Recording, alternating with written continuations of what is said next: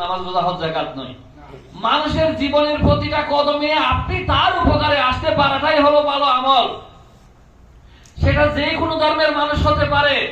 তাহলে ডিএক্সএন এর পণ্যকে যদি আপনি মনে করেন ভালো, ডিএক্সএন এর মতে পন্থাকে রাস্তাকে আপনি যদি মনে করেন ভালো, অন্যের কাছে পৌঁছে দিয়ে কার কাজ? আমার কাজ। অতএব আমি যদি এই কাজটা করি তাহলে ভালো কাজ কিনা? তাহলে ঈমান ও আল্লাহ সাথে সাথে ওয়ামিল সালিহাত ভালো কাজ করলাম। কয়টা হয়েছে? দুইটা। এরপরে আল্লাহ বলতেছেন কি?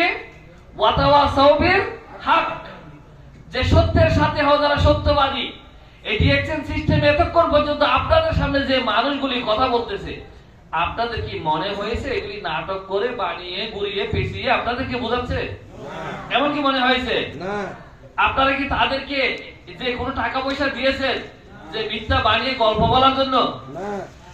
বোঝা যায় না কথায়? জি। কি বলেন আপনারা?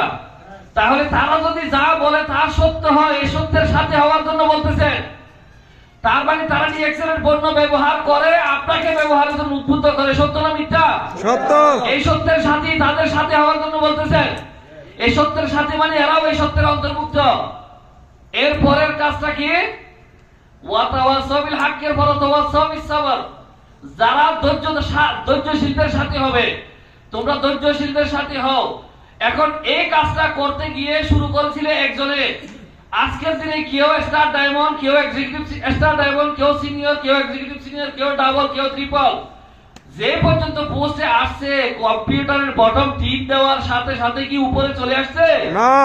কি করে আসছে? কাজ করে। এই শুরু করেছিল একজন। আজকের দিনে এক একজন বাইরের নিচে 70-80 হাজার পর্যন্ত মেম্বার আছে। এই কাজটা করতে গিয়ে তাকে কত ঘাত প্রতিঘাত, অত্যাচার, জুলুম, কথা, অপবাদ শুনতে হয়েছিল, নাকি নয়? সেটা যদি আজকের দিনে যারা নতুন আছেন তারা তো বুঝবেন না, যারা পুরাতন তারা এক মাসের পুরাতন হলেও বুঝবেন। অর্থাৎ কাজে যারা একদিনেরও পুরাতন হয়েছেন তারাও বুঝবেন। অর্থাৎ এই কাজ করতে গেলে প্রতিটা কদমে রাস্তায় আশেপাশে আত্মীয় স্বজন, পাড়া প্রতিবেশী, এমনকি আপনার ভাই বন্ধু, ভাই বোন, আত্মীয় স্বজনও আপনার বিরোধিতা করবে। এই জায়গাতে আপনাকে ধৈর্যশীলদের সাথে হওয়ার জন্য বলতেছে ভাই। যদি ভালো কাজ হয়, যারা এই কাজে সফল হওয়ার জন্য ধৈর্য সহকারে এগিয়ে যাচ্ছে, এই মানুষগুলি আপনাদের জন্য উদাহরণ। জোরে করতালি আমাদের এই ধৈর্যশীল লিডারদের জন্য।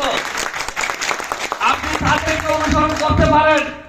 তাহলে আমানুর পরে, ওয়ামিলুস সালিহাতের পরে, ওয়াতাওয়াসাউ বিল হকের পরে ওয়াতাওয়াসাউ বিস সাবর, আপনি ধৈর্যশীলদের অন্তর্ভুক্ত যখন হবেন, এই চার গুণে গুণান্বিত যারা হয় তারা ছাড়া আল্লাহ বলতেছেন সময়ের কসম করে অন্য সবাই ক্ষতির মধ্যে নিমজ্জিত। তাহলে আপনি সফল হতে পারবেন কিনা? ইনশাআল্লাহ। ইনশাআল্লাহ। তাহলে ধৈর্যের জায়গাতে আসিয়া একটু আমাদের চিন্তার ব্যাপার আছে। আমরা কথায় কথায় বলি যে ভাই ধৈর্যেরও একটা সীমা আছে, আসলে সেটা নেই। ধৈর্যের একটা সীমা থাকলে ওয়াতাওয়াসাউ বিস সাবর না বলে এই কথাটার সাথে হয় 100 বারের কথা বলতো, না 500 বারের কথা বলতো, না হলে কি 1000 বারের কথা বলতো। কোন সময় এখানে লিপিবদ্ধ করা হয় নাই। কি বলেছেন? ওপেন এটা মাফতুহা, এটা খোলা ভাই। আমরা বলি ধৈর্যের একটা সীমা আছে। একবার না পারলে দেখো 100 বার, এটা ভুল। একবার না পারলে যদি দেখো 100 বারের পরে বন্ধ হয়ে যেত আজকের দিনের বিদ্যুৎ, আমি আর আপনি পাইতাম না ভাই। একবার না পারলে দেখো 100 বার, যদি হয়তো আজকের দিনের এই লিডারগুলি সফল লিডারদেরকে আপনারা পাইতেন না। বলেন আজকের দিনে এই কথা চেঞ্জ করে একবার না পারিলে দেখো বারবার। আমার আপনার কাজ হলো অপরের উপকারে আসা, নিজেকে অন্যের কাজে নিয়োজিত করা, মানব কল্যাণে নিজের আত্মনিয়োগ করা। যদি আমি আর আপনি নিজেকে আত্মনিয়োগ করতে পারি, আল্লাহর কথা মতো কুনতুম খায়রা উম্মাতিন উখরাজাত লিন-নাস, তোমাদেরকে মানুষের, তোমরাই সর্বোত্তম জাতি, তোমাদেরকে মানুষের কল্যাণের জন্য বাছাই করা হয়েছে। আসুন না আমরা ডিএক্সএন এর মাধ্যমে যা আমরা পেয়েছি অন্তত তাই তার কাছে পেশ করার চেষ্টা করি। তাহলে সেই মানুষটাও উপকার হবে। এখান থেকে আমার পকেট থেকে তো যাবে না। যাবে আমার পকেটে টাকায় তো তাকে একটা টুথপেস্ট কিনে দিতে হবে না। শুধু আমাকে আপনাকে বোঝাতে পারতে হবে। শেষের কাজ যেটা, সেটা হলো প্রচার। যে কাজটা আপনি আর আমি না করলে ভাই বুঝবে না। দুনিয়াতে যত মানুষ মনে মনে মুসলমান ধর্ম এসেছিল, মনে মনে গ্রহণ করার পরে হয় নাই, ইমানটা প্রকাশ করতে হয়েছে। কি করতে হয় নাই? যে লা ইলাহা ইল্লাল্লাহ মুহাম্মাদুর রাসূলুল্লাহ এই কথা মুখে বলতে হয় নাই, হয়েছে। আপনি যে রিঅ্যাকশন করেন সেটা বলেন, আপনি যে টুথপেস্ট ব্যবহার করে উপকৃত হয়েছেন সেটা বলেন, কারণ সেটা আপনার কাজ। দোজখের আগুন থেকে নিজেকে বাঁচার পরে আল্লাহ বলতেছেন কি, কু আনফুসাকুম ওয়া আহলিকুম নারা, প্রথমে নিজের পর আপনারা হালায়া। তাহলে আপনার পাশে যিনি বসে আছেন তারাও আপনার আহলের অন্তর্ভুক্ত, আহলের অন্তর্ভুক্ত। কিয়ামতের ময়দানে আপনি ভালো কাজ করলেন, তাকে বললেন না, সহজে পার পাওয়ার সুযোগ নাই।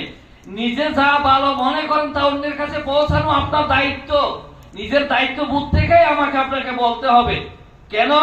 রাসূল সাল্লাল্লাহু আলাইহি ওয়াসাল্লাম বলতেছেন, একজন মানুষ ততক্ষণ মুমিন হতে পারবে না যতক্ষণ না সে নিজের জন্য বা যা ভালো মনে করেছে তা অন্য ভাইয়ের জন্য ভালো মনে করবে না।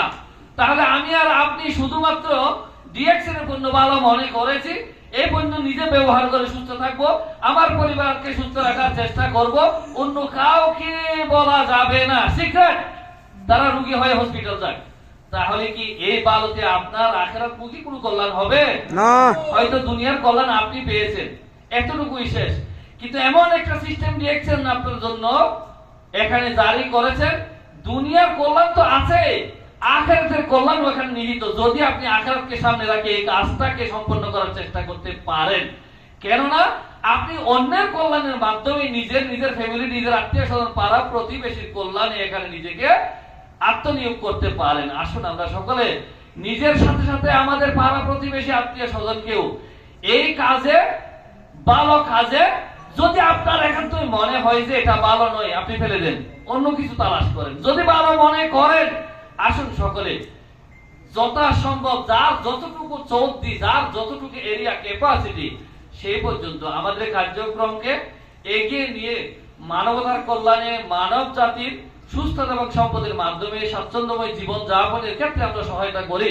আল্লাহ আমাদেরকে সহায়তা দান করুন। ওয়া মা তৌফিক ইল্লা বিল্লাহ। আসসালামু আলাইকুম ওয়া রাহমাতুল্লাহি ওয়া বারাকাতুহু।